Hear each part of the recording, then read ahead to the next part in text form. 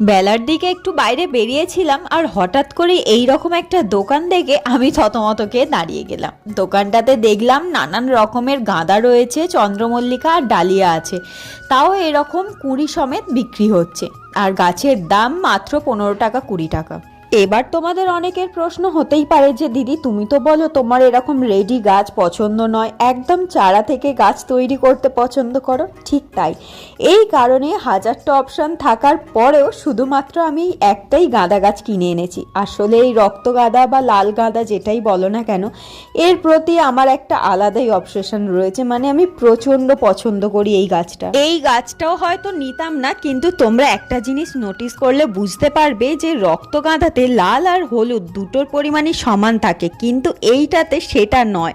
মানে লাল ভাবটাই প্রচণ্ড, যেটাকে আমাকে ভীষণভাবে অ্যাট্রাক্ট করছিল, তাই না নিয়ে ফিরে আসতে পারলাম না।